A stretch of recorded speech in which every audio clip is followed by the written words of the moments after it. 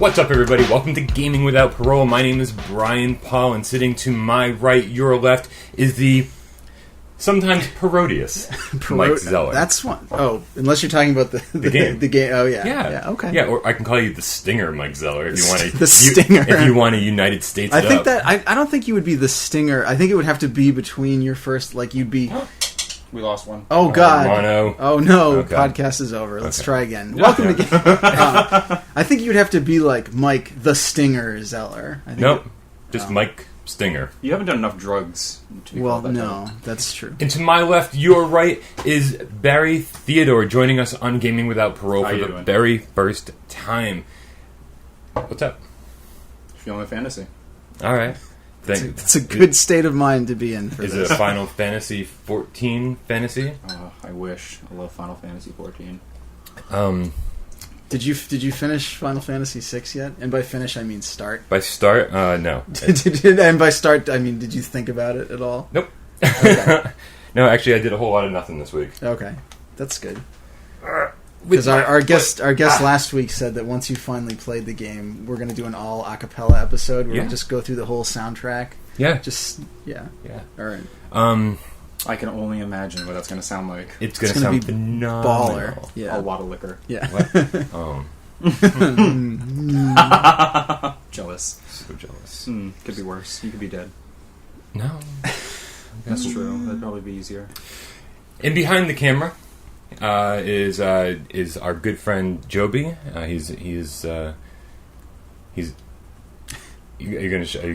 You're not.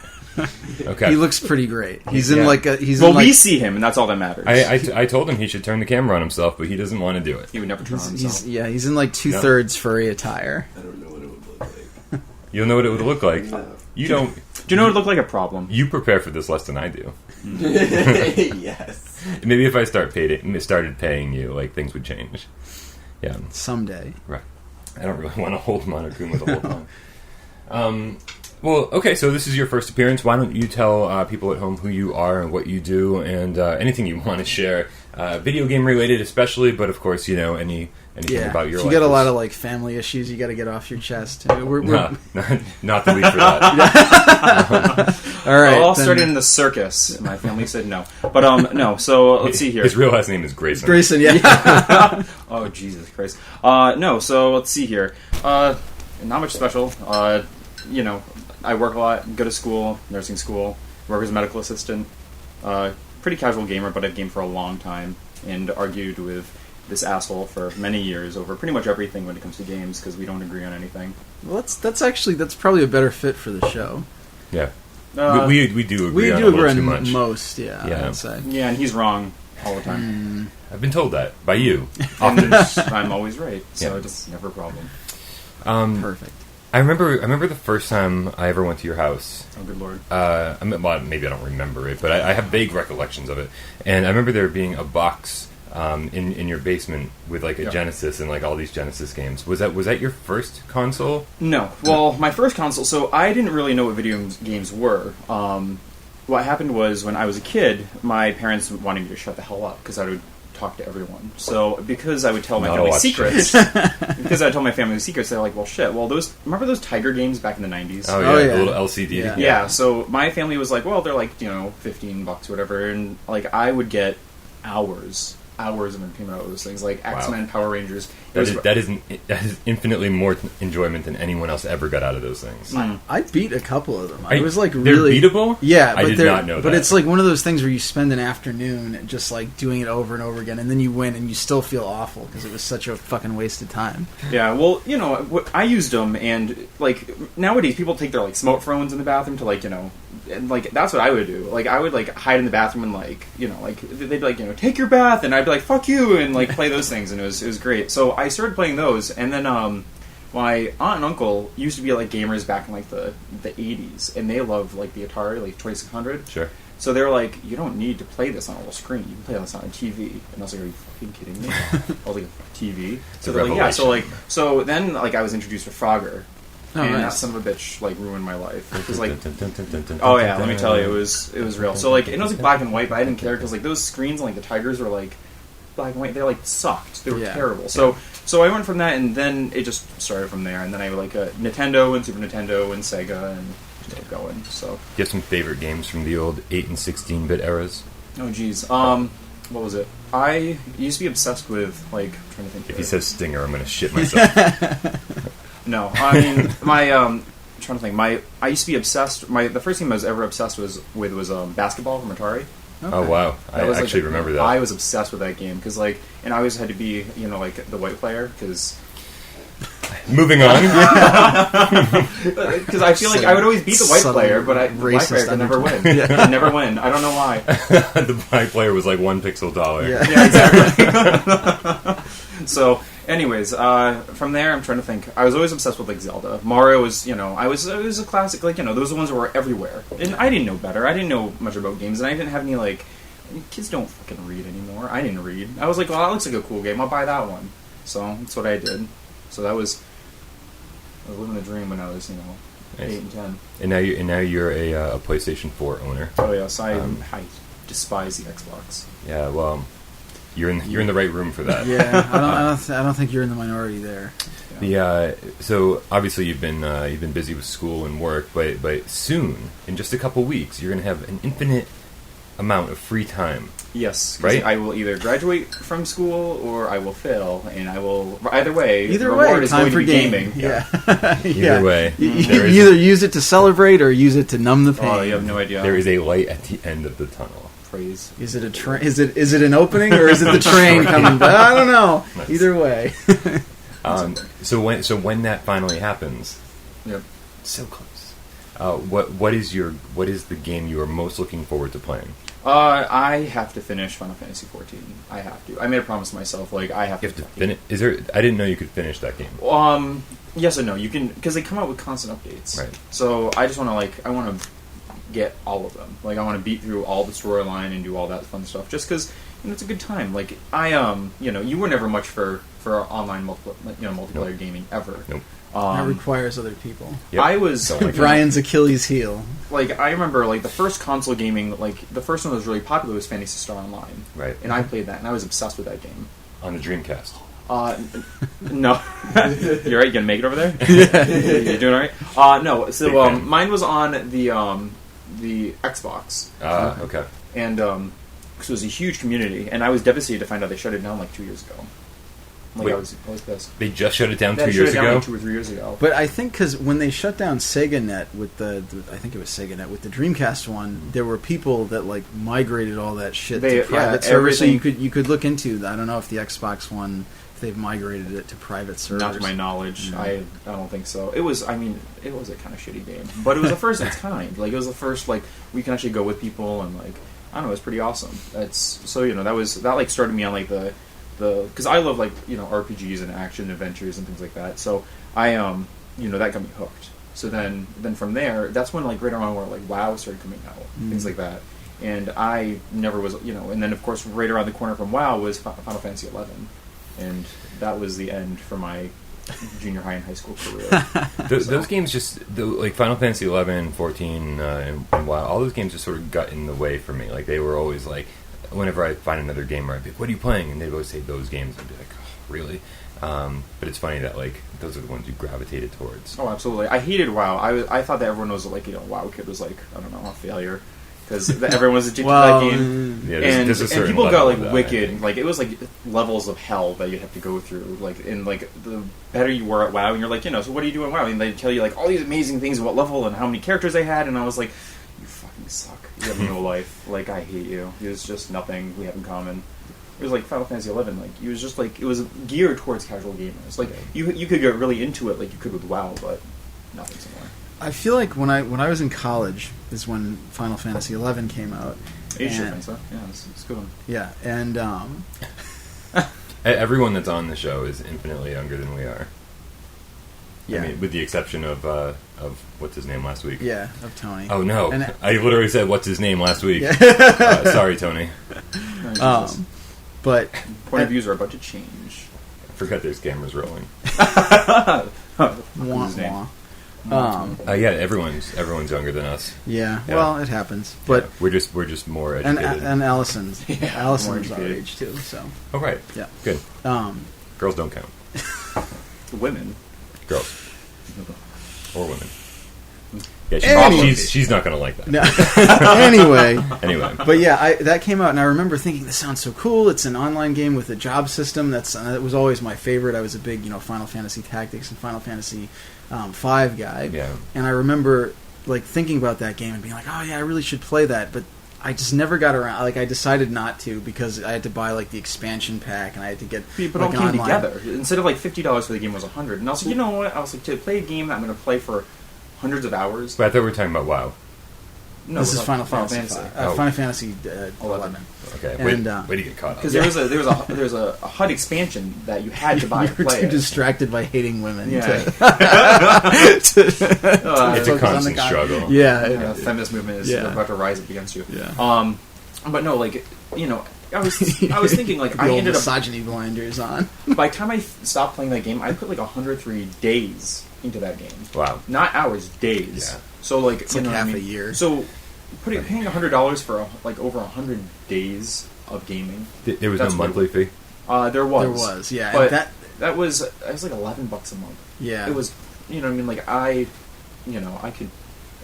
Well, I was in college and broke, so that was kind of a big deal. And I remember going, and just the idea of, because this was when MMOs were first getting their start, so the idea of paying a subscription fee for a game, as somebody who used to hoard memory card files, the idea that you're paying somebody to keep something on their server, that then when you stop paying them, it's gone. They saved it though, because but so you come back to it at some point. You could come back to it. Yeah. But the thing is, if you look at Square Enix's what is it?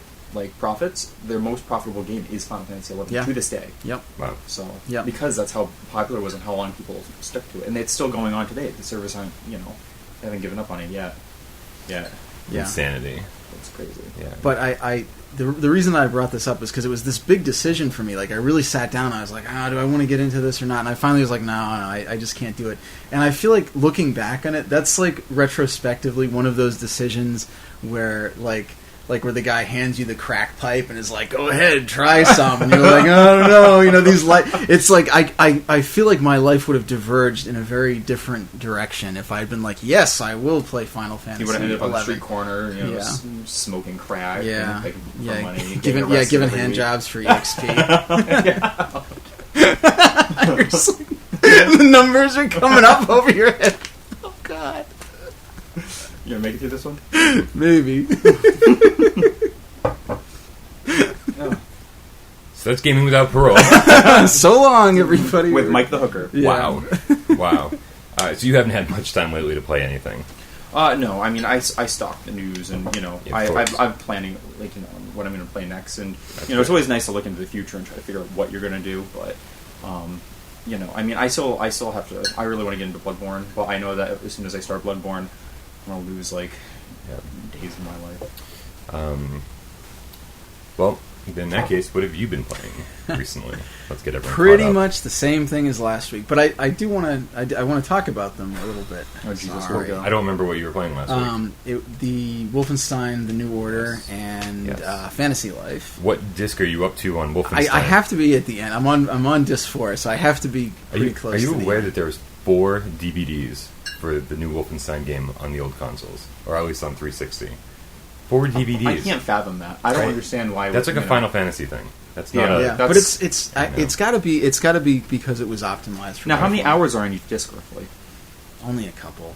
They're not very long. That amazes me. Yeah, I can't imagine. I think it's just to keep the flow smooth because the frame rate has been solid and there hasn't been much texture pop or anything. And I mean, I guess if you're gonna make a good game that looks nice, you know what I mean, and you want to keep that frame rate up, you have to do that. Yeah, you know what I mean, because it's only a few extra.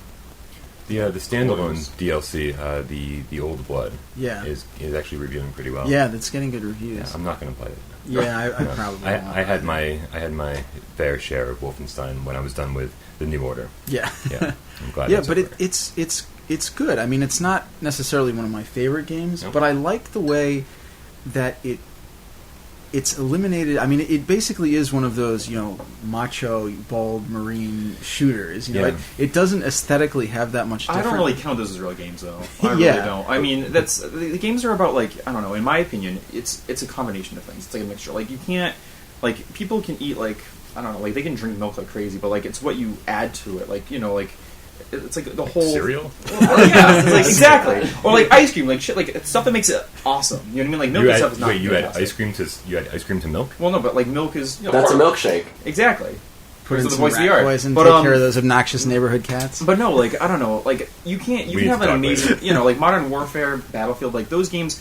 Those are like, in my opinion, they're just like killing games. They're not special. Anyone can make them, and anyone can, it's just like, this is amazing, like, battle game. But there's a story complex. You have to have like, you have to have a relationship to the game aside from the people that you're trying to kill. You know what I'm saying? Like, sure. I don't know. It's just that's why I have a hard time like sports games, because sports games are all the same. What sports are you playing where you're killing people? No. Like baseball, the pitcher like winds up and the batter just shoots him and starts running around the base. Did Mutant League Football ever come back? It didn't. I don't think that Kickstarter made it, which is a shame. I don't care. Yeah. There were fatalities in that, though. I remember. Black Friday. Mortal Kombat means baseball. Mortal Monday. Yeah, Mortal Monday. I think we're all pretty much in agreement on that. But Wolfenstein. But what I like about Wolfenstein, it actually does have a heart, and it's funny because it's like comparing that to Killzone, which aesthetically feel very similar. Yeah. Is like two different worlds. Like I actually give a shit about the characters in Wolfenstein, and it's like the little touches too. It's when you're walking around and you overhear people's conversations. He's nosy. Yes, exactly. I thought Killzone 3 had a little bit of heart, but then all the cutscenes like just totally destroyed that. Oh yeah, it was such a bro shooter. It was a really uncomfortable game. But yeah, it's just the little touches, like, and the way that it very, very subtly subverts kind of what you're expecting to happen. Yeah. Like, there was a scene in this is a little bit of a spoiler, but where you get some kind of high-tech weapons later in the game. Skip it now if you don't want to listen. One of the accompanying characters ends up getting sort of like a World War II Iron Man kind of outfit. And he's one of the peripheral characters, and he looks at the main character, and he's like, I know what you're going to say, but I'm keeping this one. This one's mine. And you're like, oh, sure, here it comes. The main character's going to take it, and that's going to be my next level is, World War II Iron Man. And sure enough, the main character's like, hey. But instead he goes, you should give that to Caroline. And I'm like, what? Caroline is a paralyzed character in the game, and it's like, oh shit, he just like very casually was like, oh hey, that would help our crippled friend, like that'd be really great. And just the enthusiasm with which he delivers that line, it's such a like normal human response and not a video game kind of thing. It just was like, wow, I really like this guy. He's like looking out for his crippled buddy. So he would volunteer at Make-A-Wish Foundation is what exactly. Yeah. Or like I know I brought it up last week, but there have been a couple of like sex scenes in the game, and they both, I feel like video game sex scenes tend to fall into one or two categories. They're either like completely pointless or just like grody. And this felt like it was actually integrated into the game. It didn't feel dirty. It was like, well, these characters are in love. Like they're going railer. No. Yeah. Yeah. No, I have a really hard time with sex scenes in games just because I feel like I know there's some creep out there that's like beating off to like this sex scene. Like, well, I mean, I was masturbating, but like I'm just saying it was sensitive, So, anyways, yeah, it's a great game though. Everybody should play it. Absolutely. I guess. Sure. Never hard on. And what's the other game you were playing? Fantasy Life. The Jobby classic. Yeah. Yep. Are you guys friends now? I keep fucking forgetting. I'm so sorry, Jobby. Get the point. Missing out, buddy. It's a fun little game, and it's a great chaser for Wolfenstein, because as much as I've been enjoying Wolfenstein, it is very depressive to play it, and it's nice to then go from that to this like happy little colorful fantasy thing. How far have you gotten? I am in chapter 3. Oh, is that far or no? Probably not. No. You don't remember. He's like, I beat it 7 times. I don't fucking story, remember. But like after this story, you can start like exploring Yeah, I can't even. Yeah, I've got about 2 or 3 jobs just about mastered. So, yeah, I have no idea, but it kind of seems like one of those games that you don't race to the end. Yeah, you kind of just like dick around for a while, which is good. Yeah. I actually haven't been playing much this week. Traitor. Yeah. The one. Well, that's it for this episode. Fuck it, we're done. Yeah, I don't have an excuse. I did rearrange my apartment, and that yeah, we can tell. It actually looks a right. lot better than the a little bit, yeah. eerily bare walls that we had before. On Tuesday, I moved everything around. I put the couch on a different wall, the bookshelf on a different wall. Barry was down for part of this, and casualties. Yeah, mass. 2 lamps broke in the process. Yeah, I wasn't very careful. And so it's better than 2 amiibos, though. So yeah, well, very true. So Tuesday night, everything is moved around, and some of the stuff had migrated into here, like as you can see, and I go to bed and I'm like, thank God that's done. And I wake up Wednesday and I'm like, I'm fucking moving it all back. So my 2 days off were totally spent,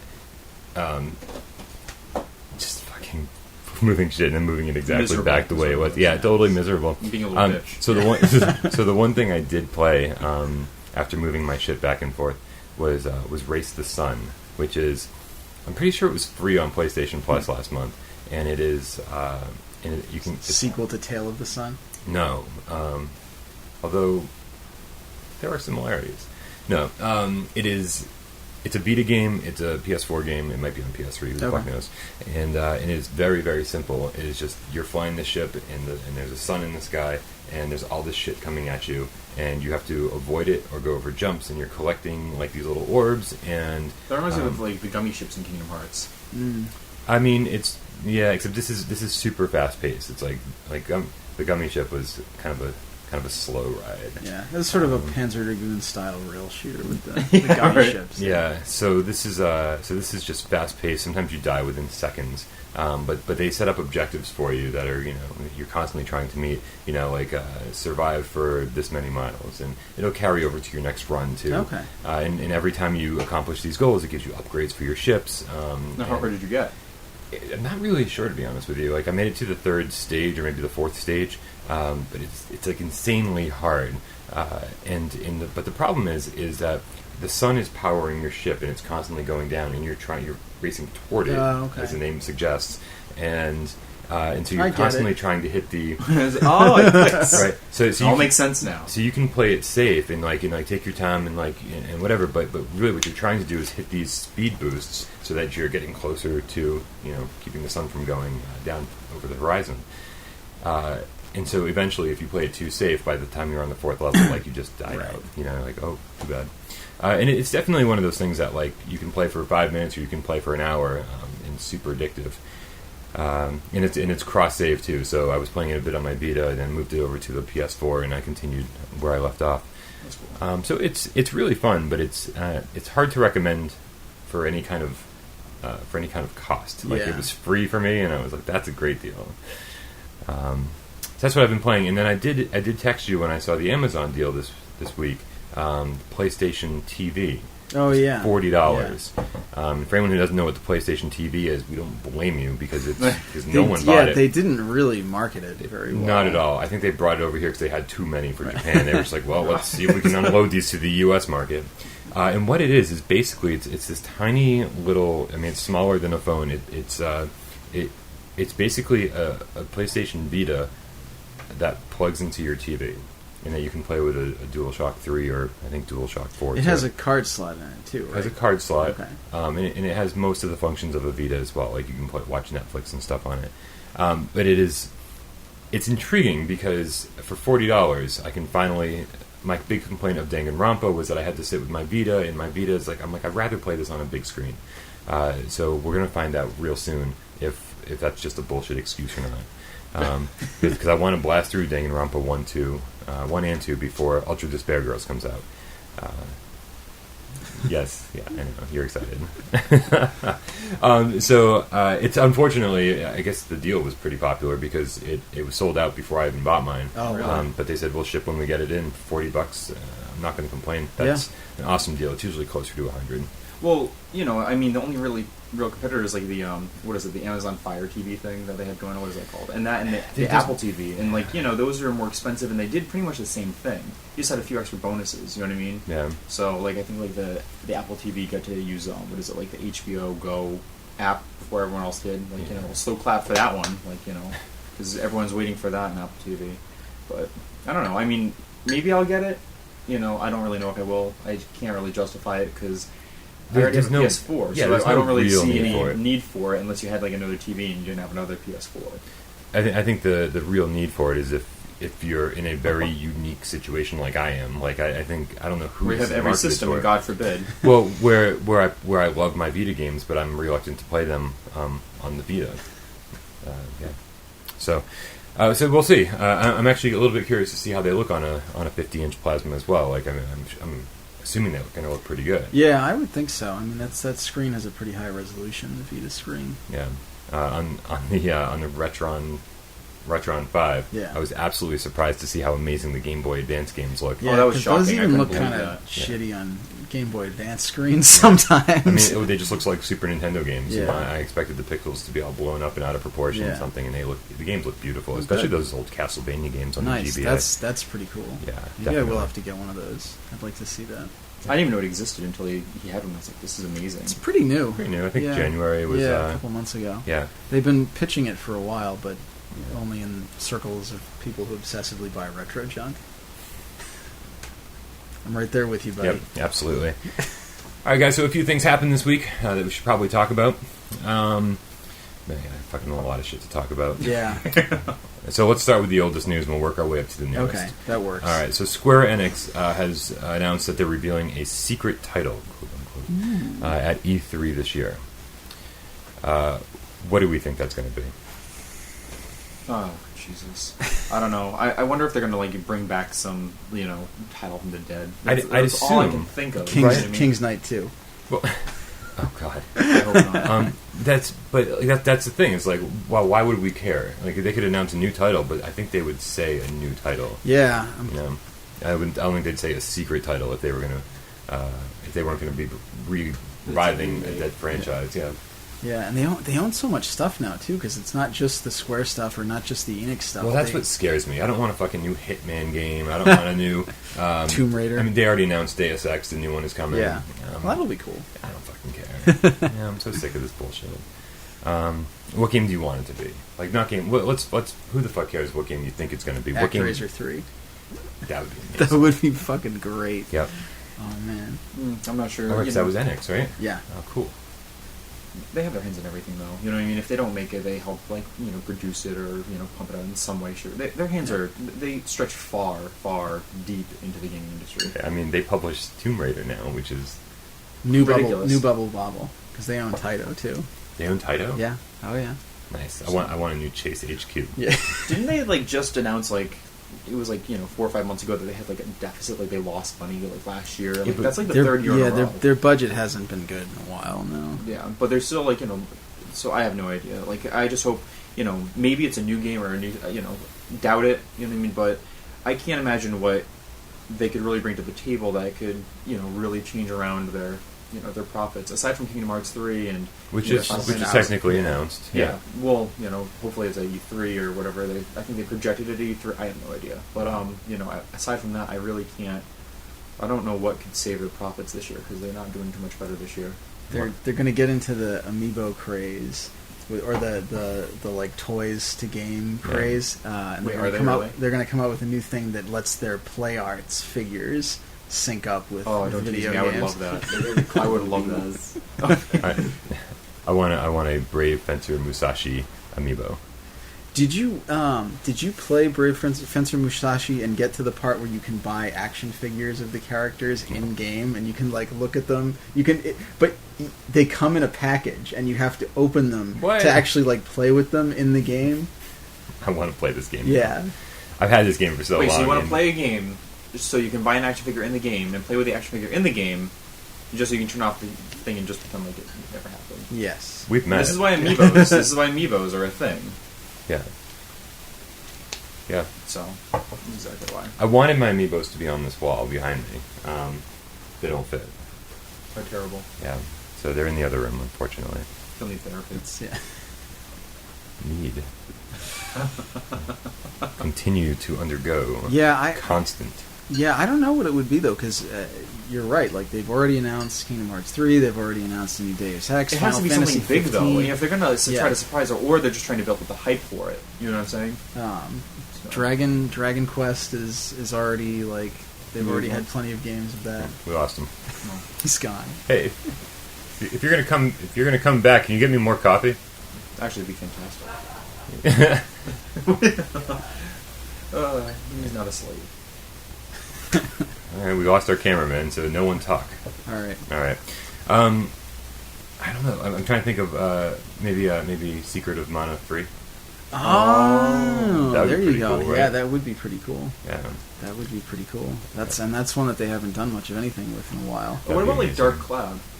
Did they have any Dark Cloud? That's level 5. That's level 5. Didn't they Sony. produce that? No, Sony produced it. Level 5 developed it, and Level 5 is way too busy making. Pokemon Professor Goblins or Layton whatever it is. and Yokoi Watch, which is the new Pokemon. Yeah. That was interesting. I'm not sure how I'm going to feel about that though. So, I don't know. We'll see. Yeah. See, I don't know. Pokemon was like that came out when I was like. Just bring the whole pod over here. There's only like a half a cup left. We'll share it. I like how over the course of the last couple of weeks we've just shed any pretenses of professionalism with this. You know what? I've found that with the ones that I watch, with the podcasts that I watch, bless your heart. I like when they go off the rails. That is true. Yeah. Just give me a splash. I don't need a whole cup. All right, so we have no ideas what we're saying. We don't know what the Square Enix reveal is going to be. Which I guess feeds into there being a secret announcement. You can just throw it on the floor and smash it. Like, that's what I've been doing with everything else I own lately. Mazel tov. Yeah. Okay. So I think you need to help me out on this one because I was going to do research and I was like, well, I'll fucking make Mike talk about it because I don't want to work on this. You're assuming that I know anything about it. Well, we're going to find out. Okay. Dragon Quest Heroes is coming to PlayStation 4 on October 13th. Is this an MMO? No. Oh. So you're lucky. You lucked out. If it was, this is the one game. Tell you. Yeah, this is the one game that I've actually done some research on this week. And it's PS4 exclusive, correct?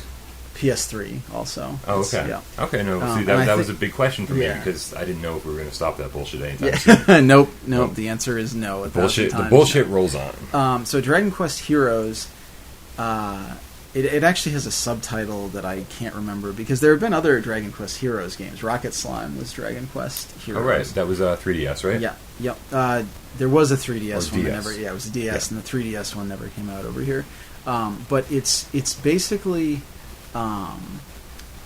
it's made in part by Koei, and it's basically like it's like Dynasty Warriors but with Dragon Quest. So it's like Hyrule Warriors. I loved Dynasty Warriors. Did you? Yeah. I used to. The first one. People keep throwing me these fucking curveballs with Dynasty Warriors. The last one was Jordan. He's like, I was playing Dynasty. I was like, what? Yeah. The first one that came out, I thought it was the coolest thing. That was you? Oh, you fucker. I thought it was such a cool idea because you could kill hundreds of guys, and it was just these epic battles, and then of course it came out with repeated, and I was like, this is the same right, everyone. I was like, fuck this. Yeah. So I was like, the first one was a great idea, and then people started copying it, but I don't know. I always loved the first one. But I didn't know that's how. Yep. So it's featuring 2 new heroes, but it's also gonna have a whole bunch of characters from basically Dragon Quests 4, 5, 6, and 7. So I mean, if you're not a Dynasty Warriors fan, is there any appeal here? I think it's the same as Hyrule Warriors. So, if service. you really like the universe, I think it's for those fans. Yeah, if you really like that universe, I think you'll be able to dig it. Is this something you'll be looking into more? Yeah, probably because I have kind of grown into Dragon Quest lately. I can dig it. Yeah, you can dig it. Awesome. But yeah, isn't that weird what you were saying about Dynasty Warriors when you.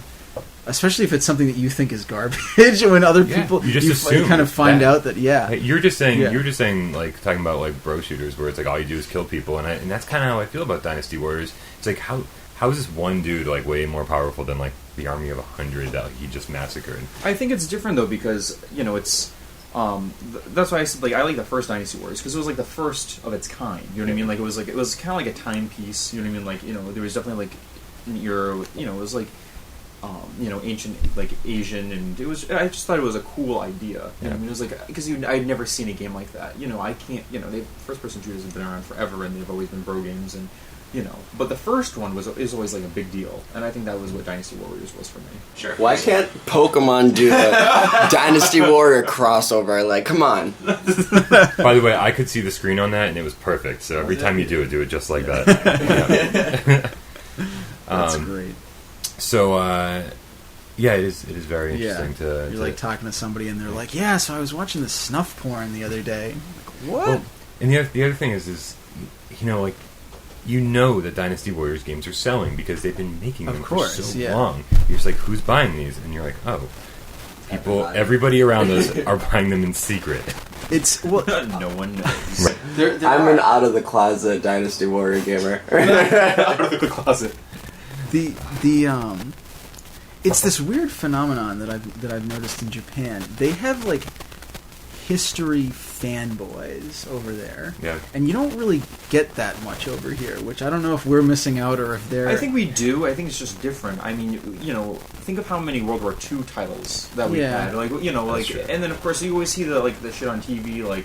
That's why all those movies. Call of Duty. Yeah, exactly. So I think because their history goes back so far, and because their heritage, they have something to be proud of. You know what I mean? Like they're a big deal. You know what I mean? So I think that they have every right to be into their history. Oh, of course. It's just because we're into their history, and we've never even fucking been there. No, there's nothing wrong with it. It's just kind of funny because the way some of that seems to play out is in the same way people get obsessed with like anime or video games, and it is a little different here compared to anime. What? What do you have against anime? Nothing. I'm just you just don't think of people being fans of history in that same way because it's different than just people having like a World War II. Aren't you a boner. librarian? Yes. My history teacher begs to differ. But it's different than people just having like a history boner. It's like they're fans of like historic figures. Like they get really into that, and it's very unique. I feel you don't have quite that same. Like, you don't have people over here who are like, George Washington, so cool. Yeah, but then you get, like, the steampunk era. But you do. It's not, but it's not like a subculture. Ways. Like, there, you'll have the occasional person that's like dollar bills, a huge Chester A. Arthur fan or something. But like, we've given him the power, and we can never take it back. I know. We opened Pandora's box. There's just going to be all these clips of Jobby's face. Personally, I'm a future historian, so I only play Advanced Warfare. Yeah. Perfect. Well, see, I'm the fantasy player. I like anything that has to do with anything like fantasy, mystical, magic, shit like that. So, guys, there's it won't happen until like 2016 or so, but there's going to be a 26-episode Mega Man animated TV show coming out. Yes. I can only assume that they're trying to rope in younger players and to be like, hey, Mega Man's cool. I'm worried about what this show is gonna look like, though. Like, well, it's gonna be better than Captain N, the Game Master. Yeah, or that Mega Man cartoon. Yeah, but do you know how like Teen Titans? Remember like Teen Titans and they had Teen Titans Go? Yeah. Yes. Like it went from like kind of a thing that like teenagers and adults and like young adults can enjoy to like fucking like toddlers could like enjoy the shit. Like if they focused the shift over to Young Justice. Yeah. Well, yeah, but then that didn't make it very far either. So I'll never forgive them for Teen Titans Go. Like fuck them. Like so I don't know if they do that with Mega Man, I'll be pissed.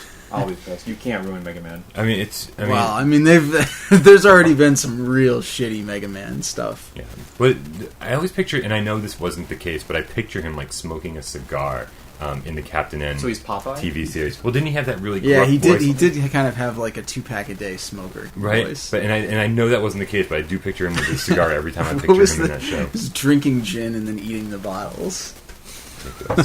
So the show is being co-created by the creators of Ben 10, and I think that tells us who it's going to be targeted to. Like I don't know if we can even derive any enjoyment out of the show. I just hope it's not in the same style. I wasn't really a fan of Ben 10's style of animation, so it wasn't something I was really like. It didn't rock my socks at all. I'm going to guess it's probably very much in the same style. Yeah, that's too bad. Burn it. It is. Well, It's interesting because on the surface, at least, Mega Man is kind of a kid's thing, but it was modeled after Astro Boy and deals with some of the same themes. And while Astro Boy was a kid's property, it was also like it dealt with some much higher, deep issues. Yeah, a lot like stuff like racism and identity and genocide and that kind of stuff. So it would be cool. And some of the Mega Man comics have been fantastic. It was a Mega Man Mega Mix. I feel like is pretty much the most perfect encapsulation of Mega Man's universe in like a serialized format. It was great.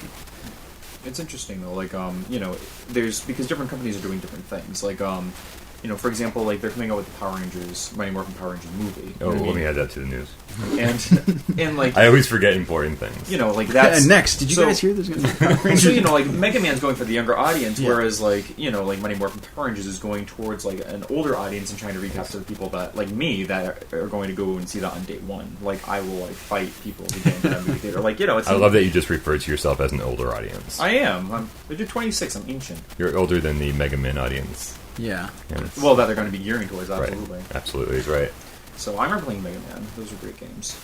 So I'm going to skip around because it only makes sense to talk about Mighty Number 9 next, which is was it Kenji Inafune? Yep. Yeah. Yep. So he was the creator of Mega Man. Well, sort of. Oh, go ahead. History lesson. No, there was another guy whose name I don't remember. Who it was he. And no one does. Yeah. Nobody ever. Moving does. on. But him and Kenji Inafune were kind of the like co-creators. But Kenji Inafune or Kenji or Keiji now? No, Kenji. Kenji, yeah. Yeah. I mean, he was the steward of Mega Man for every game after that, pretty much. So. So he left Capcom and decided to make his own game. Everyone leaves Capcom. And yeah, right. Everyone leaves Capcom. That's like they start there and they're like, awesome, we're amazing. Like, and then they're like, fuck you guys. Yeah, well, and then turn out not to be so amazing. Yeah, that's very true.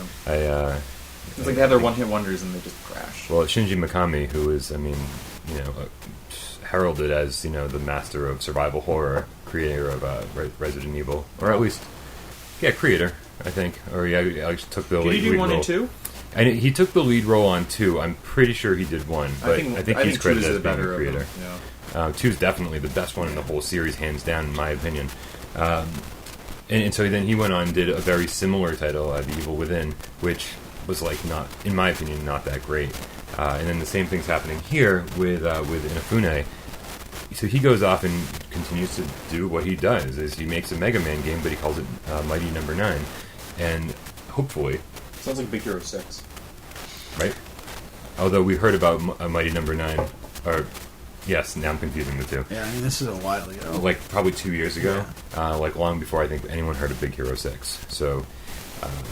let's hope it can't be the same.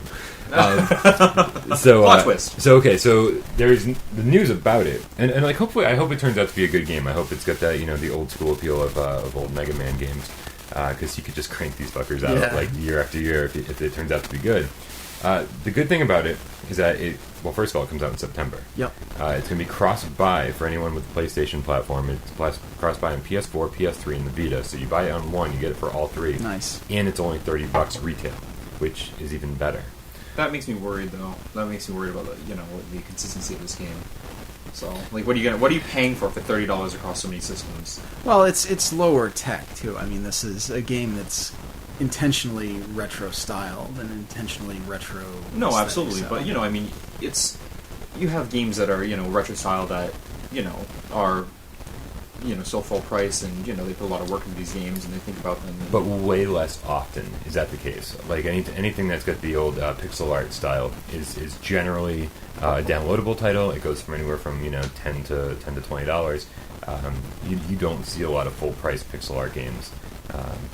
So they exist, but it's just far less often. I think as his first independent game, I suppose think you this is a smart hit move. hard, but it'll be interesting. Yeah. So. And I'm sure there'll be down DLC aplenty. If he wants to make some extra. That's the money. way to make it in this, the gaming universe now is you have to have DLC. Yeah, well, I mean, people want games, but they want the expansions. It sells, and people will they'll keep making it until it stops selling. So if the companies are going to make extra money off people willing to spend it, then by all means, because this is a hard time to make video games. They're so expensive. But it's also the best. Well, yeah, because we do have the nice dichotomy of the indie gamers versus the AAA developers. Which is also why PS3 is still around. So how is that son of a bitch has still survived after... I love the PS3. Well, you think about how long the PS3. PS2 lasted. I know. I know. That's why I'm a Sony fan, though. You know what I mean? Because they fucking stay and they just keep surviving. Yeah, like when the new Xbox comes out, it's almost like all production on old Xbox games like fucking halts immediately.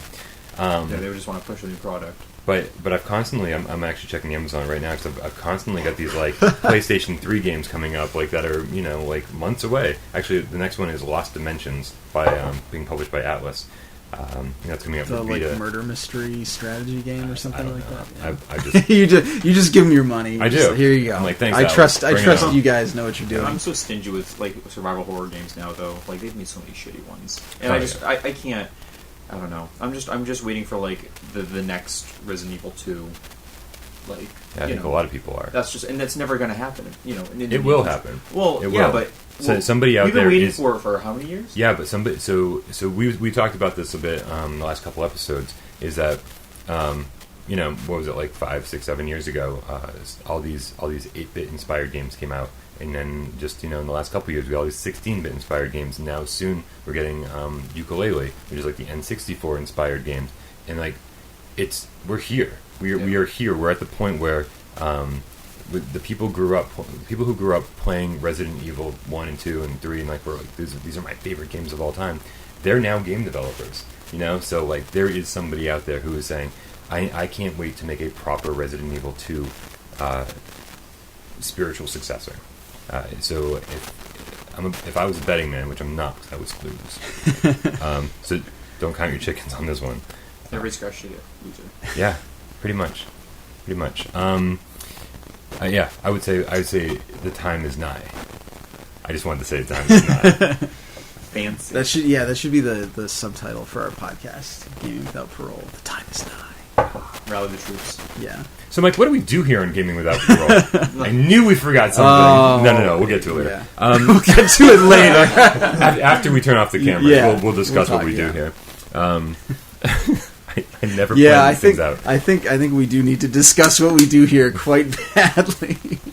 All right, guys. So, there are so many HD collections out there, and it drives me insane. Like, I don't mind.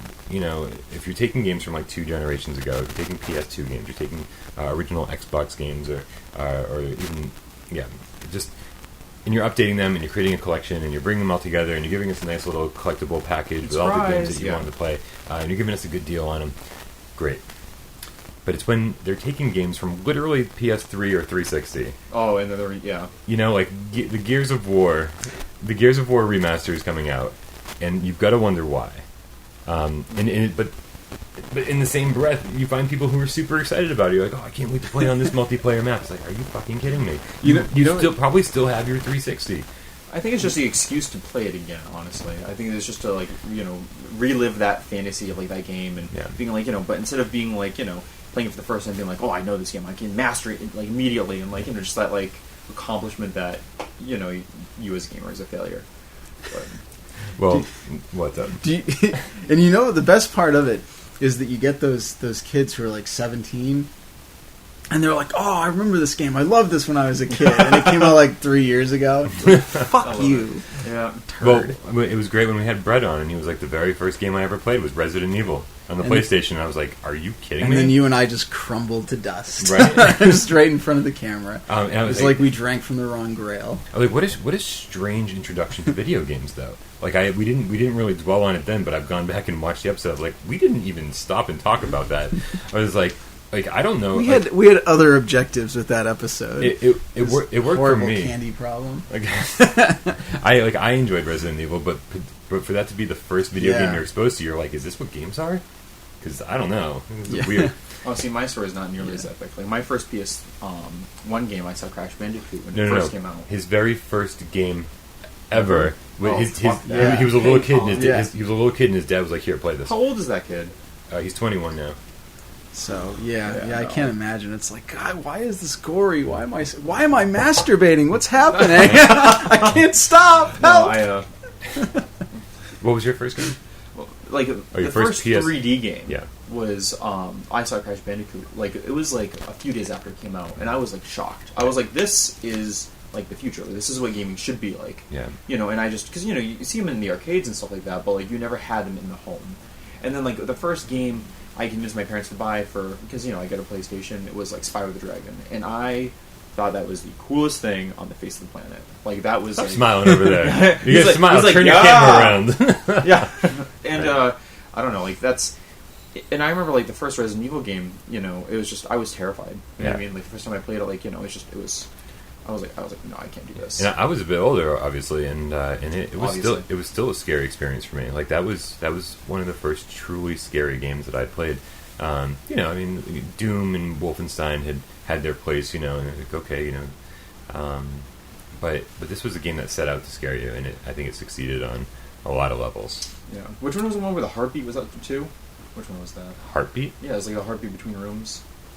Oh well, yeah, I think that was all of them.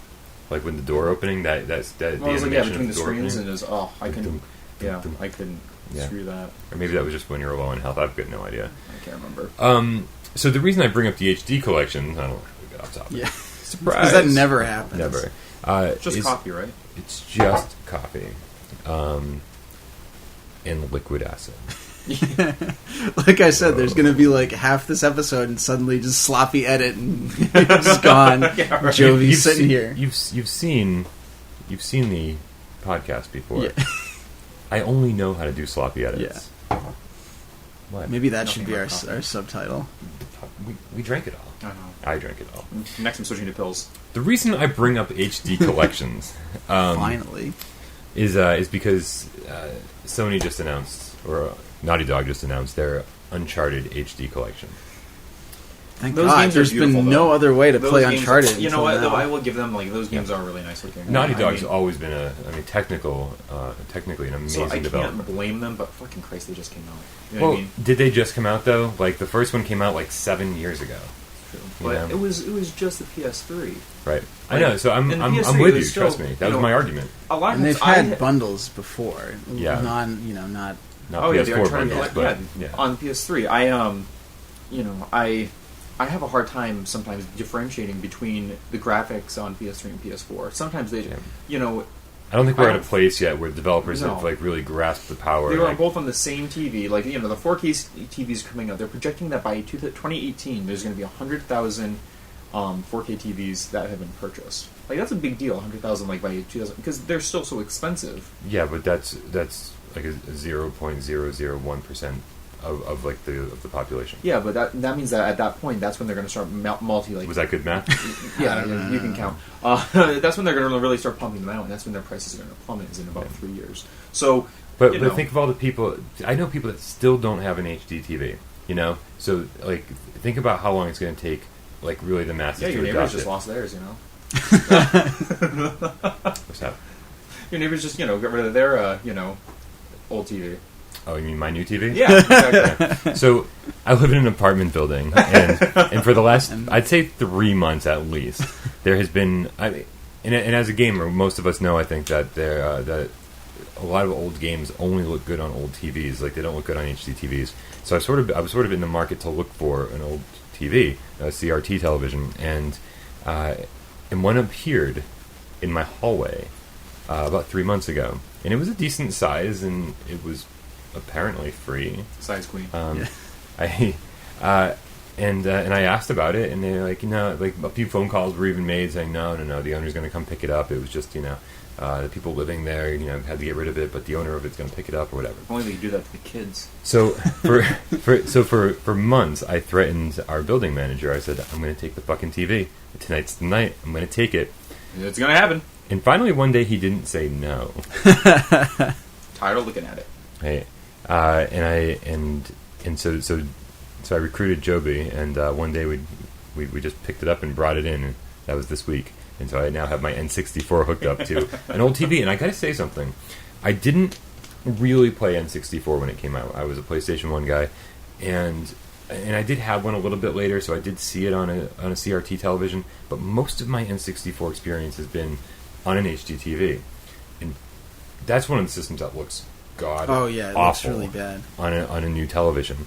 Any of those early gen 3D games just look like shit. Yep, and I plugged it into the old TV, and it looks like surprisingly nice. I was playing a bit of Banjo-Kazooie this week, and I was like, this looks really nice. I have Banjo-Tooie.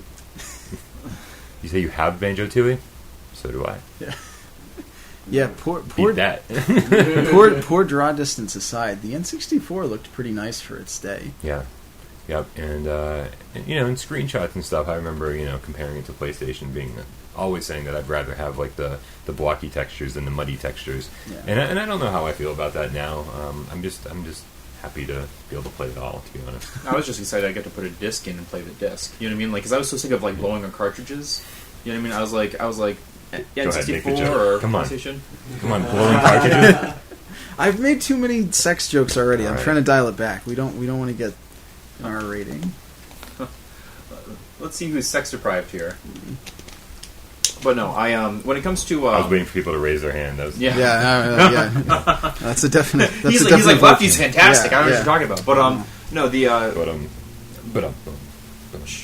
yeah, I remember the choice. I had to decide between N64 and PlayStation.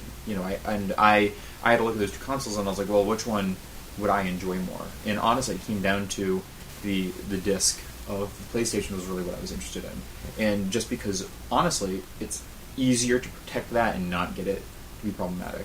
And that's why that's the start of my Sony fandom. And seal the fate. And the games were half as much. They're like $40 on a regular basis. It's much cheaper to produce on discs than on ships. I was looking back at some old Electronic Gaming Monthlies, as I do on a regular basis, according to anyone who's seen my bathroom. And, right? And some of those old like EB ads, they're like Clay Fighter 33 1/3 or whatever the hell they called it. Clay Fighter like $79.99. I was like, you have paid fucking $80 for Clay Fighter? Like that wasn't even a good game. No, like unbelievable. Then like right below it's like PlayStation 1 $39.99. Like come on now, what system should you have chosen? Exactly. Yeah. I don't know. I don't even know what to say about the N64, but that's not the point. Because the point is, you have a TV and it looks great on it. It does actually look pretty good. So the HD Uncharted collection, the one saving grace I would have said about this would be that if it included the Vita Golden Abyss entry, and it does not, that would have been the one thing that I think people would have run out and bought this for. Be like, okay, I finally get to play this game because I'm never going to buy a Vita. And it doesn't include that. It just includes... Probably why they didn't put it in, because they want people to buy a Vita. No, I think they've kind of given up on the Vita, unfortunately. Yeah, Sony has definitely given up on the Vita. Which is really too bad, because it finally felt like they got their shit together. I think they just fumbled that from the beginning, though. I mean, it was the memory cards. I think hands down it was the proprietary memory cards that were still super expensive. It's like $100 for a 64 gig stick, which is crazy. You can get a 64 gig SD card for like less than $20. Yeah, easy. Yep. So I think that was their big fumble because, and I've gone through.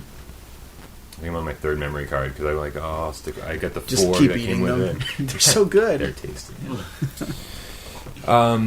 Anyway. Moving on, we don't need to talk about that anymore. What we do need to talk about is that something awesome is happening in the Wicker Park community, or neighborhood of Chicago. Okay. I'll believe you. What? I'll believe you. What? Taco Bell is starting to serve alcohol. Praise the Lord. Thank you, Jesus. I think I did hear about this, yeah. Oh, I heard about that. I did not realize it was in Chicago. Like, those people need any more reasons to drink. It's let's see here. They're serving wine because because nothing goes better with some sloppy, shitty faux tacos than a nice Merlot. Right, do you think wine goes with everything? Do you think? Well, for some of us, no, it's specific cups so that you can't crazy straw with like with like a cartoon character on it. It's specific cups so that you can't leave the store with it. So it's like distinguishable. Do they from explode if you leave the entrance? Because that'd be fantastic. Right. Dye packets at a bank. It's a place that where disposable cups are readily available. So I can only assume there's going to be a lot of this going on. So I wonder if the cashiers at and I hope it's a KFC Taco Bell, right? Because then you would never have to leave. Exactly. I wonder if they're going to be trained in wine pairing. Be like, soft taco supreme. Might I recommend a nice soft Merlot? Yeah. Like, come on now. Wine with Taco Bell was fucking ridiculous. I want to see what these this amount of wine comes with. Like, does it come in like this huge like plastic bag? Like a 72-ounce Can you imagine that's just like a fountain drink? Yeah, it's a fountain. It's just wine comes out. Yeah, that'd be great. I can't even imagine. So is it just wine, or do they? No, it's wine, beer, and frozen drinks.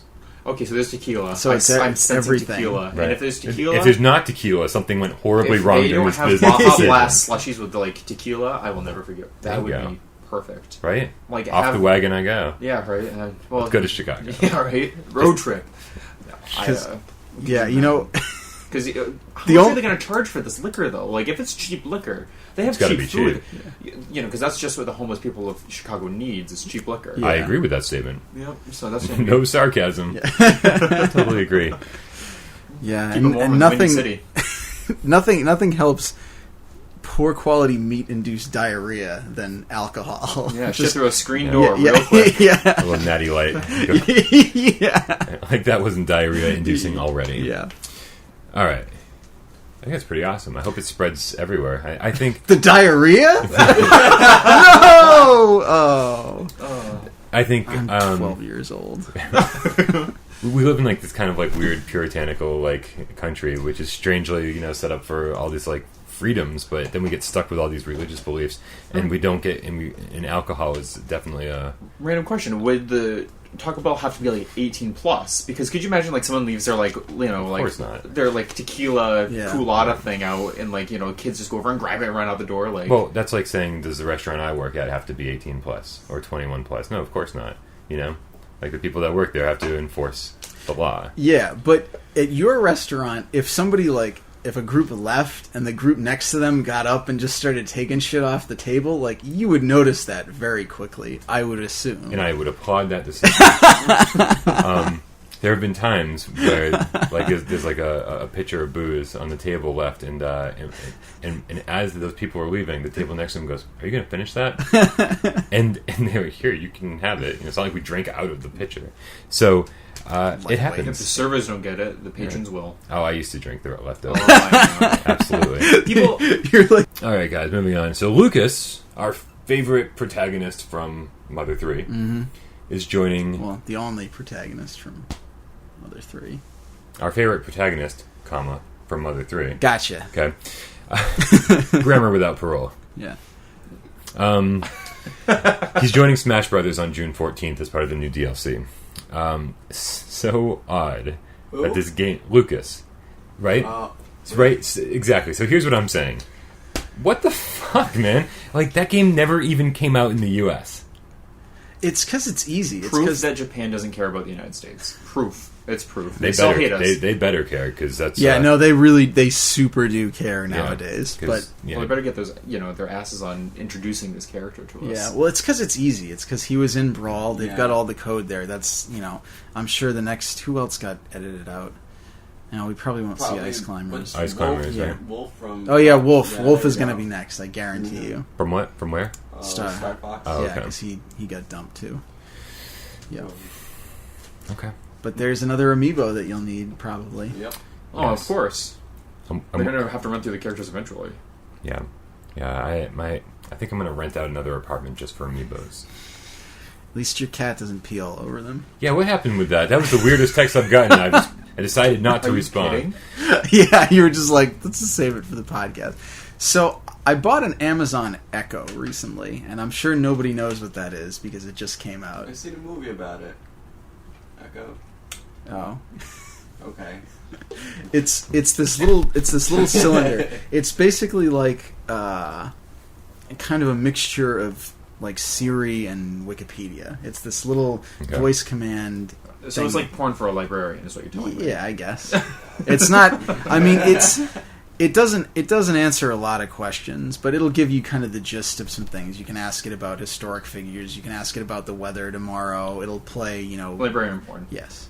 It'll play music for you. It'll play the podcasts and things That's for cool. you. I like Yeah, that. it is pretty cool. It's wirelessly activated. It's all voice activated.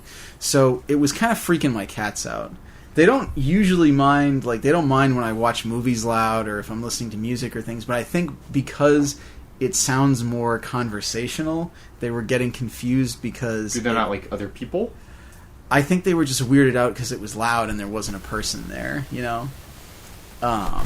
and so it kind of freaked them out, and they ended up knocking over some boxes, and that freaked them out more, and they just kind of tore through my house, and I didn't think much of it, but I went up to my bedroom later on in the day, and I was like, it smells like pee in here. It really smells like pee. Which one of you fuckers did it? Yeah, and I was like, I don't think I peed in the bedroom.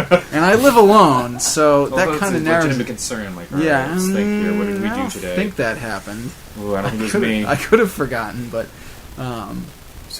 yeah, go ahead. I think... I don't even really know, because I didn't see this happen, but one of the cats was, hiding under the bed, and he didn't come out...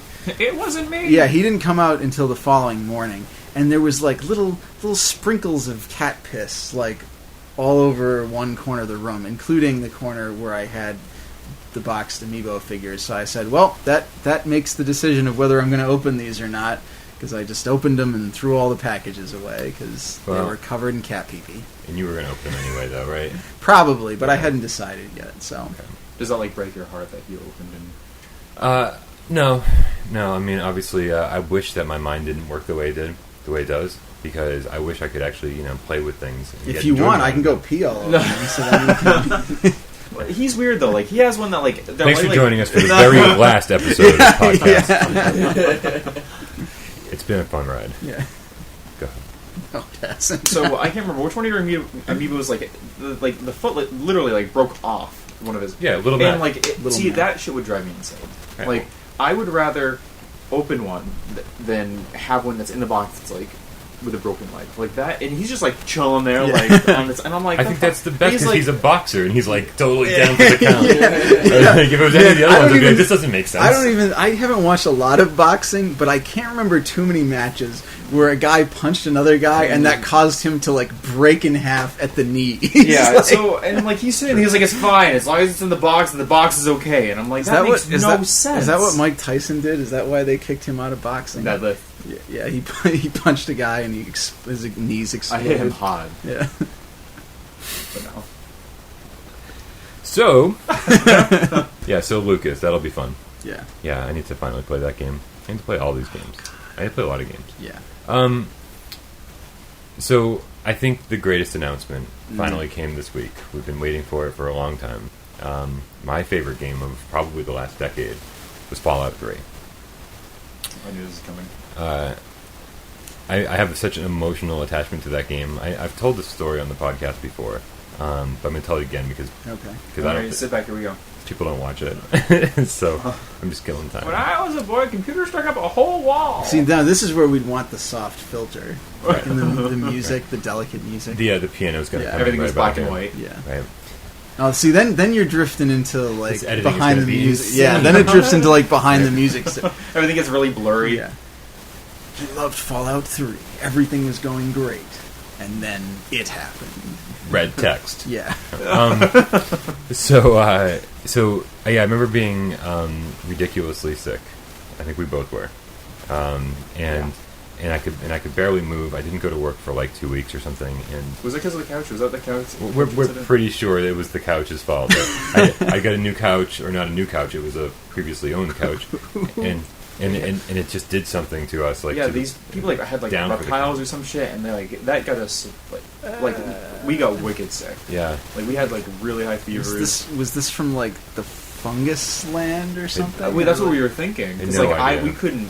Like I couldn't. You just flop onto it in this cloud of spores. We didn't think it was the couch right off because why would you, right? Yeah. So we're like, I'm like literally sleeping on the couch because I can't even make it to the bed. I'm like just like, and I'm like sweating. And I'm sweating into the couch, and I'm like such a total mess for like 2 weeks, and all I could do like I didn't even want to like watch TV, but I just gotten Fallout 3, and I forced myself every day to play that game, and like it's like I forgot that I was sick.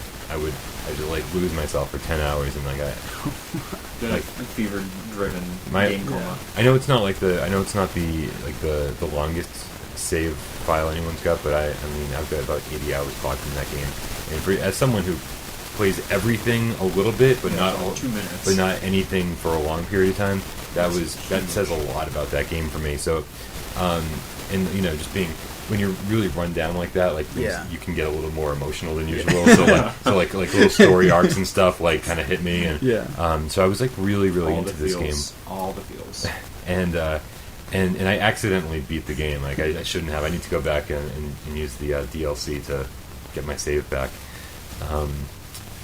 But I mean that was just like such the greatest 80 hours I've spent with a game in a very long time. So and I skipped Skyrim and Oblivion, and the medieval setting doesn't work for me. The post-apocalyptic United States works for me. So the announcement that came this week of Fallout 4. Dun, dun, dun. I mean, we kind of knew it was coming. Bethesda has their own E3 press conference. I mean, what else? What else were they going to talk about? Obviously, there'll be more, which is exciting. Yeah, they blow up Boston. Boston strong. Yeah, I mean, it takes place in Boston, so I mean, it's even closer to home. Yeah, that was the coolest part of that announcement. But we've known that the next one was going to be in Boston for years. Rumored. There's a rumor like a year ago or so that like the Bethesda people were like taking pictures around like Harvard and or something, and then Homeland Security just beat the shit out of them. Right.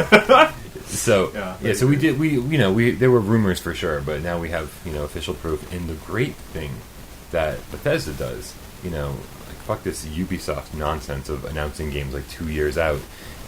They announced the game, and then like the next day they were like, "Oh yeah, coming this year." Here it is. Coming this year. Like we're already halfway through the year. It's coming out like within the next 5 months. Wow. Which is.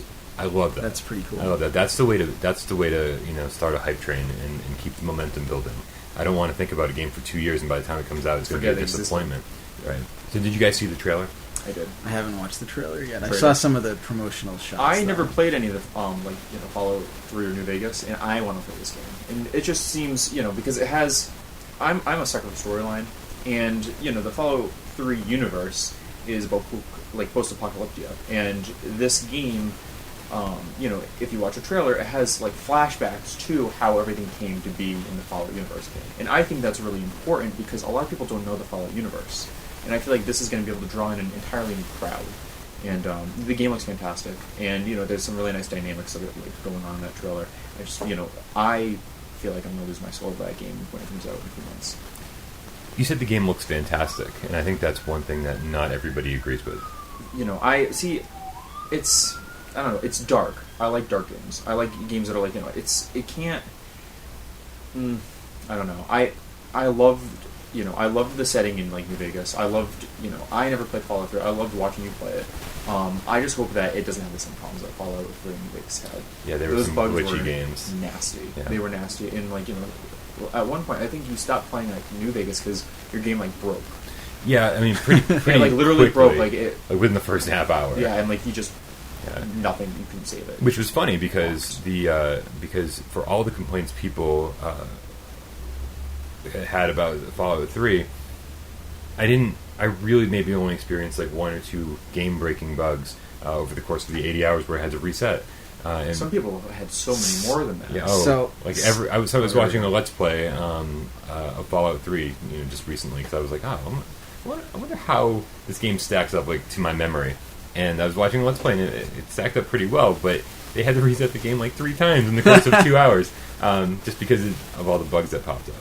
So when I first played Fallout 3, now I had played Fallout and Fallout 2 as well, so I was coming into this, with some background. Sure. So you get to that first town, and it's like all run down, and there's people grungy people walking around. There's the big bomb just right in the center of the middle. town. Yeah. And at one point there was like just a dead body like sitting off to the side, and I was like, oh, that's just part of this world. And then the further I got into the game, it's like, well, there aren't usually just like dead people in the middle of a city. Right. Like, that's a little funny, but I was like, oh, whatever. And then I remember reading some description of one of the bugs that happened, like because I bought Fallout 3 right around launch, I think. What were you playing it on? A 360. Okay, which I think was probably a little bit better than the PS3. Yeah, I remember reading about one of the bugs where people in that first town apparently would just like walk off catwalks like up higher up and just fall to their deaths. Oh, really? And I was like, huh, that's weird. Never saw that happen. Continuing on, and eventually I ended up towards the end of the game like checking a walkthrough to see if I'd missed anything. And there was this whole quest line with like fucking vampires and shit, and I'm like, where was that? Like, I talked to everybody. I never came across any of these quests.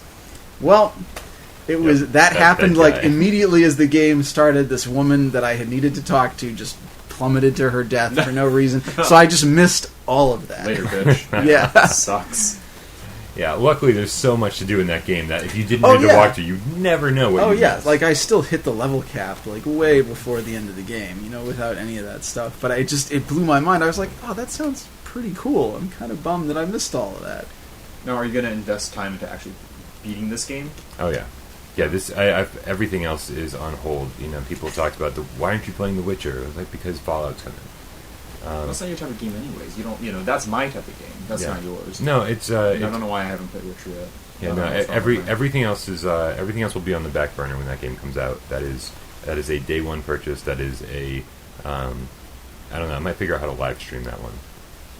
No podcast or anything. You're just playing that. You game. can come over and talk to me. Yeah, and we'll just incorporate it into the live stream. Yeah, we'll have two cameras, one on me, and I'm just talking. I'm like, "What do you think, Brian?" And it just cuts to you, and you're like, I think I haven't slept in like a day. If anyone's ever seen him play video games, though, like we should just bleep out every swear because you would never hear anything except tones the entire time. I do swear a lot when I play video games. My eyes get really big. Like I open my. I think it's so that I can detect all of the motion. Yeah, every time people have taken pictures of me playing video games, I'm always I love watching people play video games. Does that happen a lot? They get so take pictures of you playing video games? My ex used to do it, apparently, because the cat would come sit with me and she took pictures of the cat. So, yeah. But in regards to the game not looking that great. I disagree. I think it looks good. I thought it looked pretty basic. But the fact is... well, I'm sorry, if a atomic bomb gets dropped on a city, everything is flat, there's not much left to really create. Yeah, but atomic bombs don't lower the fidelity of reality. Like, we wouldn't all get kind of blocky. Yeah, I thought the game blasted me to 8-bit. Bethesda has a history of, like, having pretty poor character models. And I play the game in first person anyway, so that, like, the big thing I think people were talking about was, the character was pretty lame. Did anybody ever play Fallout third person? I did Did you? You just raise your hand? Did you play a lot of Fallout? Get out. Yeah. 3. You played I Fallout played 3? through New Vegas too, but 3 was my shit. See, the only reason I want to play, Fallout is just because you can, because I hate first-person shooters. The only first-person shooter I like is Mass Effect. Yeah, but it's not a first-person shooter. It's not a shooter. Person. Well, especially with the implementation of the VATS program. Yeah, but with the VAT system, so that you can. You use that most of the time. Like 99.9%. At least earlier on. I guess when I got towards the end of the game, I was a little bit more quick on the trigger. But I had a big ass mutant bodyguard for the fucking second half of the game. Man. So I wasn't shooting nothing. He was just like, "Want me to kill that?" I was like, "Go to it." Yeah. I'm excited. That was a woman, actually. The mutant. What? Nope. Yep, the mutant at the end of Fallout 3. The party member is definitely a woman. There's little tips that you can find. That gigantic. Really? Thing? Yeah.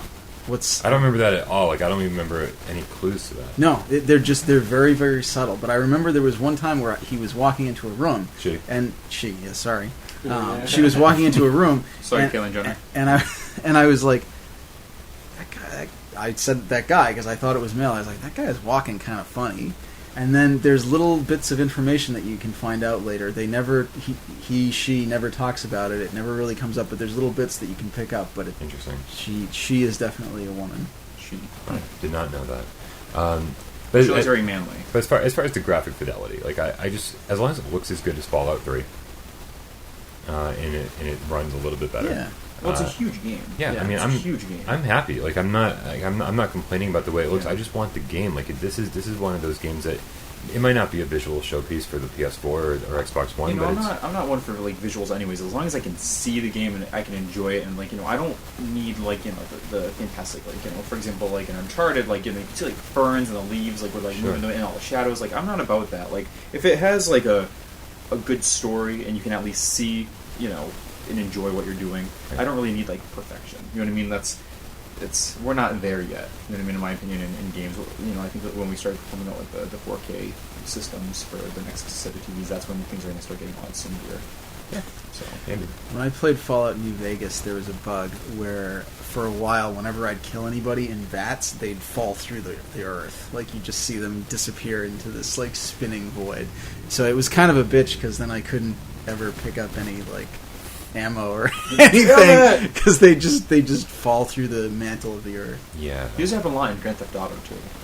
Yeah. So. Alright guys, so does the name George Cross do anything for anybody? Yeah. Yeah. No, I have no idea who you got that a thing is. for Georges. Alright, so Only other strip club. Hits a little close to home in Lynn, Massachusetts. Oh, Lynn, the city of sin, as we used to call it in college. That's where we'd buy our drugs from. That's where my dad lived. My dad sold drugs to there. I might have bought You drugs from sold your drugs. dad. Oh So- wow, this is like small world here. Right. The statement still supported. my parents used to say, it's such a small world all the time. And I was like, yeah, it's always a small world if you don't leave Worcester. Like, of course everyone you meet's going to know someone else you meet because it's a fucking small city.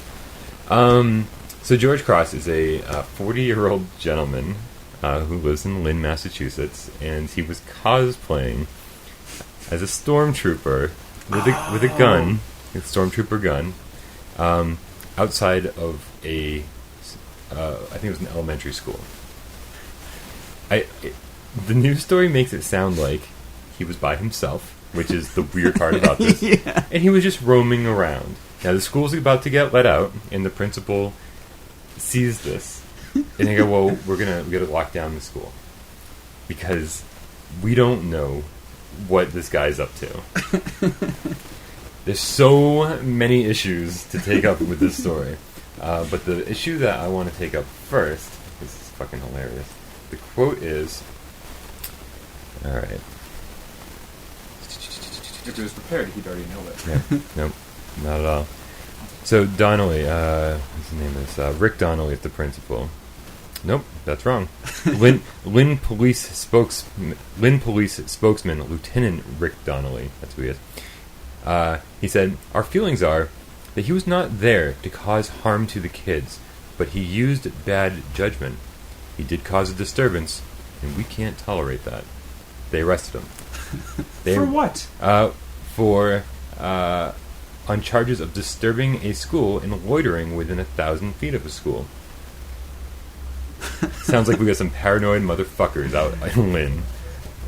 Of all places, Massachusetts. You know what I mean? Like, I don't know. That's weird. I mean, first of all, to be in a stormtrooper uniform by yourself. If like, there was like a group of people and they were like, I don't some know weird for sick sure. shit. I don't know. But I'm assuming that's the case because it didn't say anything about anyone else. If he was the Right. only one arrested, they're like, well, we if just there's, like, a grabbed group of that one people- guy. But That guy dressed as Peter Pan doesn't look nearly as threatening. Yeah. maybe he was, like doing something like, oh, let's see if I can hang out by the school and these kids would think that, it's awesome that this guy's in a stormtrooper, kind of like people like Batman and Robin will like go to schools and like, like hospitals and like pep them up just because, they're in their uniforms or whatever. But like a stormtrooper is not the same thing. This is true. And you usually let them know ahead of time. I'd be more worried about Darth Vader than a stormtrooper, but Because, like, Was he if just Bat... hanging around there? Or Yep. was he probably just walking by? he's showing like a villain. I mean, that's what they're saying. They're saying that he was kind of hanging out there, which, especially around the time school's going to let out. Hey, kids. It gets a little sketchy at that point. Do I see a Yeah. gun? Yeah. I can't do that. No. I don't know, but to arrest someone, I can see if they ask him to leave, that's one thing. Yeah. But to arrest someone for doing nothing wrong, We should also add he was a level 3 sex offender. Yeah, right? Like, could you... Plot twist, felony. Yeah. Oh, George, you've done it again. You rascal. Right. You stormtrooper out I there. can't wrap my head around that, though. I don't know. Wah, wah. People are getting... Kids and protecting them nowadays are getting weird. Like, especially, like, from a nursing perspective, like, there is some weird laws and, like, weird things that you have to do for kids and, like, evaluations and things like that. And, like, like, if a kid comes in, like, you almost have to, like, ask him, like, away from the parents, especially if you're concerned, like, does someone touch you? And, like, it's weird, like, the power that kids have nowadays, adults don't have power. And this is proof. I mean, this guy... He might have been loitering, but fucking go up to him and tell him, can you leave? If he says no, then your ass is out. Yeah. Like, there's a difference. But just to go up and arrest someone, I feel like the Lynn cops just were into some sick shit and wanted to, like, beat off, be like, yeah, I arrested this guy in a Stormtrooper, like, that's not my... Well, it's very erotic for some people, Yeah, we can't judge. Yeah, we can. Yeah, that's pretty much all we do with this show. Yeah, judging everybody. Guys, well, that is everything I have written down. So let's move on. What are we? I already asked you what you're going to be playing as soon as you have the time. Wine Key with wine bottles. Actually, yeah. Is really the other. Any other games that you're looking Super forward Wine to? Brothers. I mean, other than Fallout 4, that'll be. I'm curious to see whether. I don't know. I'm kind of like the generic geek nerd. Like, I love, like Star Wars and things like that. I'm excited to see what they're going to do with the new Star Wars games that are coming out. Yeah. Like, the new Star Wars Battlefront is going to be really interesting. Yeah. They're going to tie that into, like, the new movie. And, I mean, hopefully this new, like, line of Star Wars movies is something to shake a stick at. I'll be so pissed if it's, like, the episodes 1 through 3. Yeah. I want something that's closer to, like, the original Star Wars series. But, I think that it's, there's a lot of interesting titles coming out this year, but I don't really think there's anything like, in my opinion, like super new or groundbreaking. And I think that's kind of a disappointment to me. It's all like another extension to an already established series. Sure, but you've been so busy for so long. Is there anything that's come out that you've been like, as soon as I have time, I'm going to get around to that? Yeah, I mean, definitely Bloodborne is one of them, and The Witcher is another one. But The Witcher, it's Witcher 3. Yeah. Bloodborne is the Dark Souls. They're not innovative games. Yeah, but I don't know. That might be a topic for a whole other podcast. But I mean, I do feel like when I play Bloodborne, I don't feel like I'm playing Demon Souls or Dark Souls. It's much more action oriented. What's the other one you're talking about? The Witcher. Yeah, I mean, I don't know. I've never even played a Witcher game, so for me, that would be something that's like, oh, this is my first exposure to this. Yeah. I think that's what they're doing now. Is they're making these games trying to make them more, accessible to the new audiences. Absolutely. And I think that's a good idea. I want something that is new to everyone, and I don't see many of those games coming out. You know what I mean? Like, sure. They all are based, you can't tell me that, Bloodborne is just completely new and innovative. It's definitely not. You still collect, like... So you're telling me you're not going to play Kingdom Hearts 3 when it comes out? Alright, allow me to talk about Kingdom Hearts 3. I'm a Kingdom Hearts fanboy. Final Fantasy and Kingdom Hearts are I cannot wait. I will be, like, crying with joy. And when The Last Guardian comes out this year? Allegedly. Joby, what did you do with The Last Guardian? I don't even know what I did with the first one.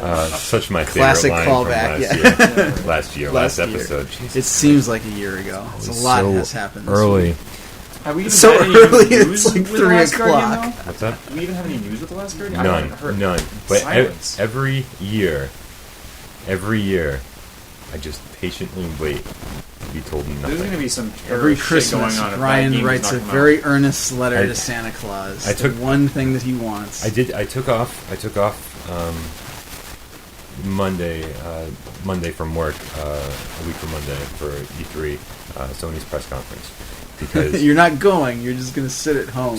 Oh, yeah. because it's better than going. Because of course, like it probably smells better than going. Probably. And did you hear? This is craziness. That this year, as if this wasn't like the biggest fucking packed convention of all time, but they have 5,000 tickets that they're going to give out to the public. Oh yeah, I did hear about that. Like different companies like Square Enix and like different people like Activision have a supply of tickets to be like, hey, follow me on Twitter, and you might get a free ticket to go to E3. So 5,000 extra people in this fucking crowded convention hall. Clever. I feel bad for anyone who has to cover E3. That's insane. Yeah. It's like it's already hard enough getting from one place to another, and now they got to deal with people who are just there to play games, like not even cover the games for a website or something.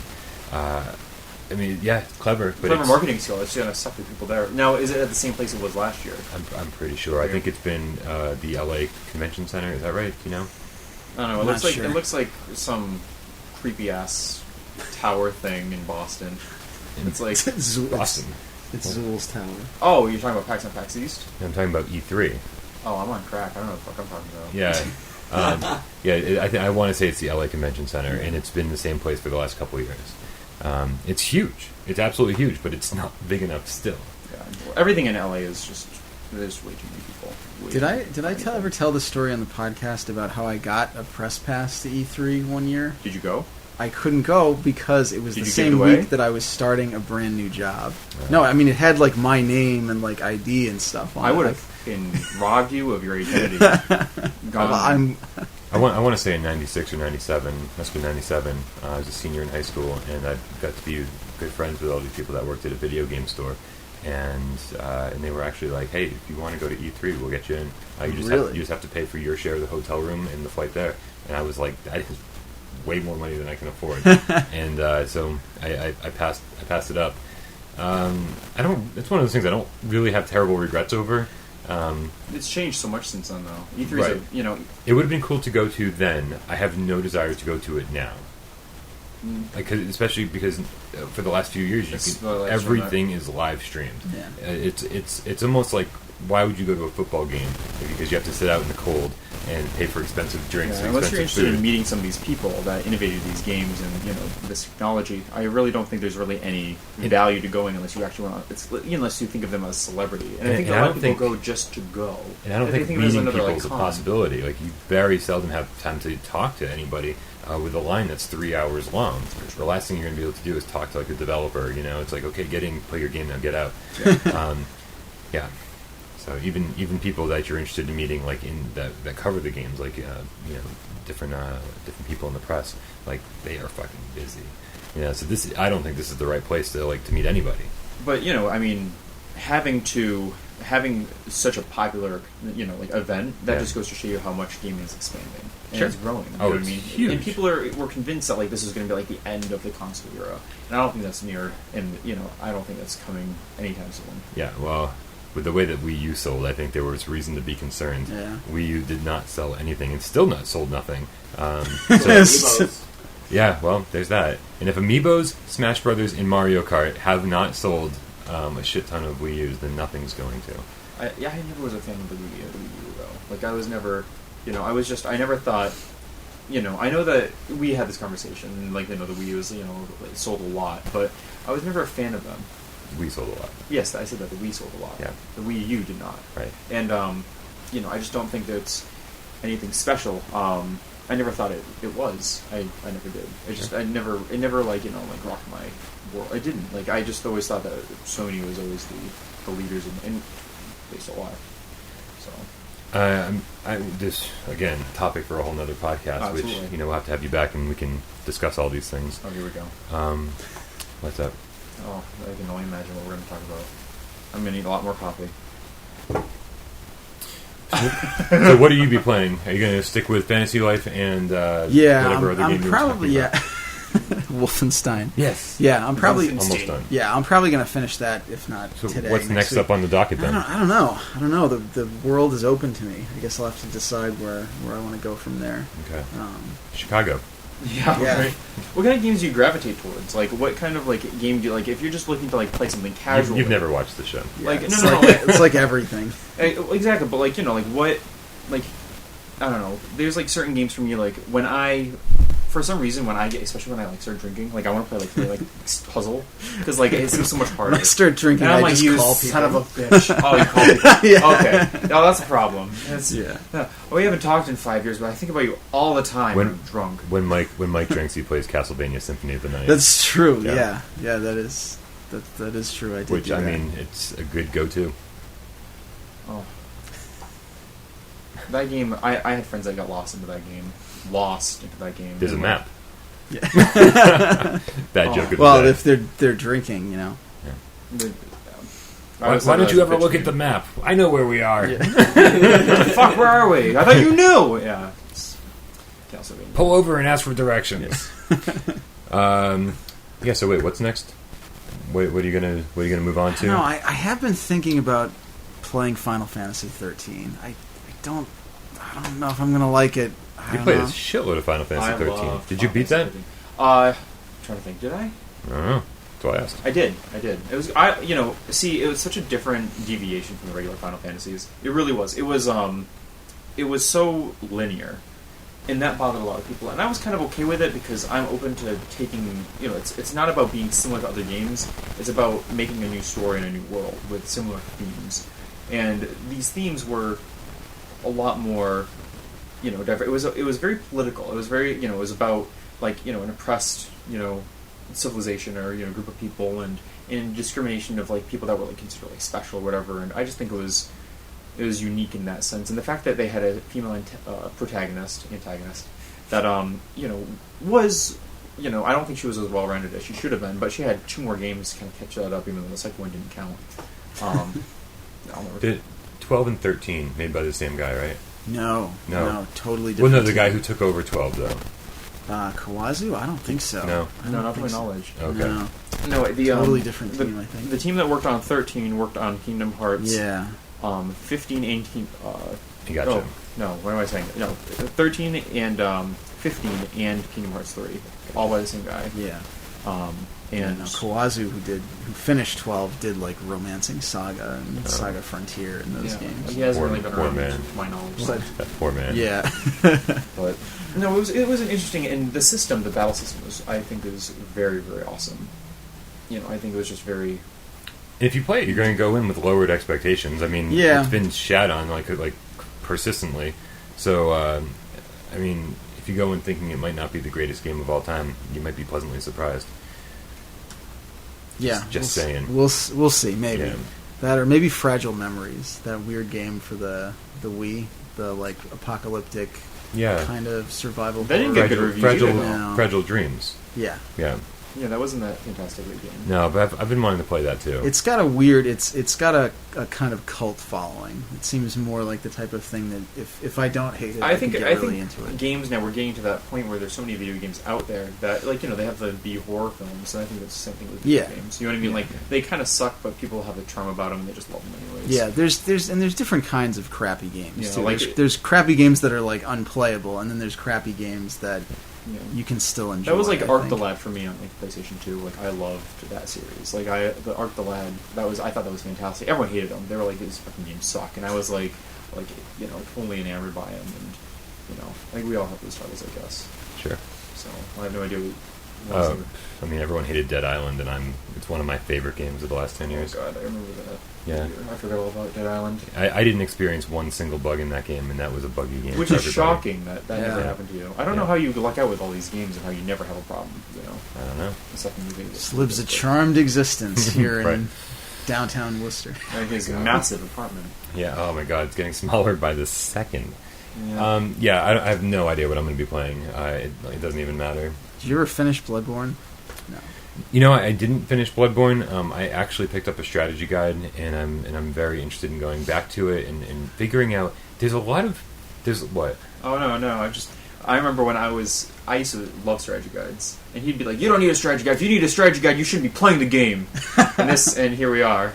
You prick! Yeah, little bastard. I used to drink a lot. Son of a bitch and bastards. The thing was with Bloodborne, weird things happen.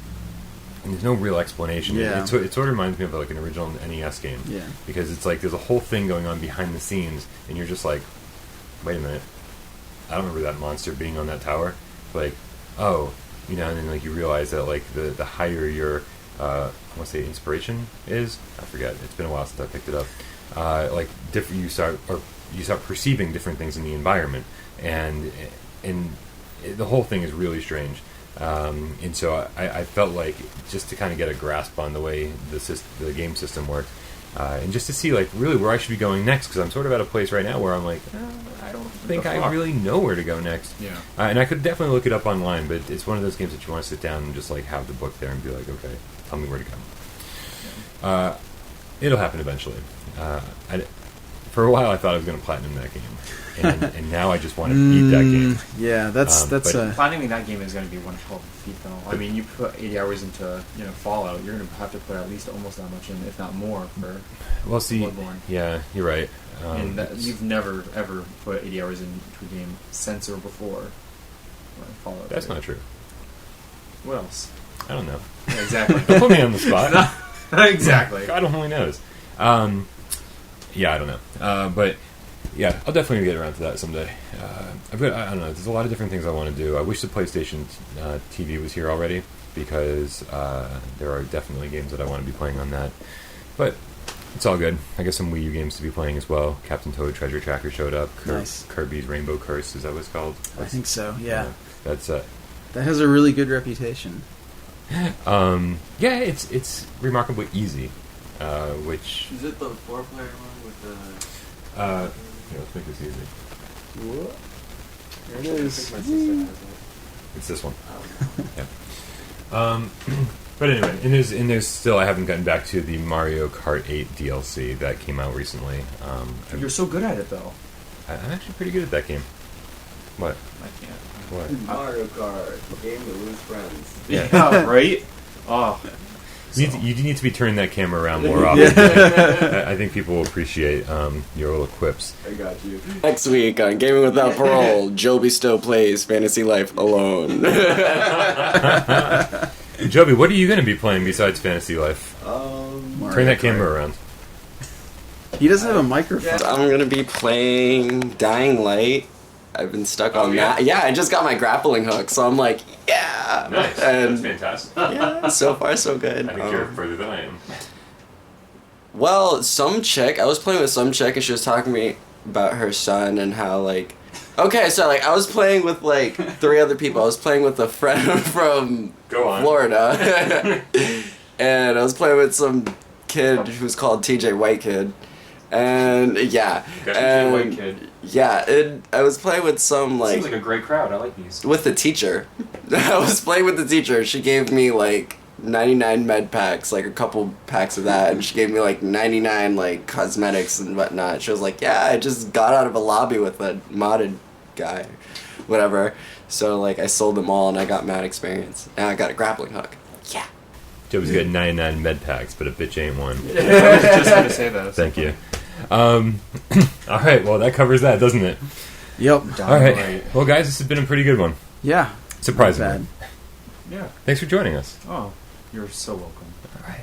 Alright. So for Gaming Without Parole, I'm Brian Paul. I'm Mike Zeller. Barry Theodore. Turn the fucking camera around. Say your name. Jobby Nogaris. And we'll see you next week.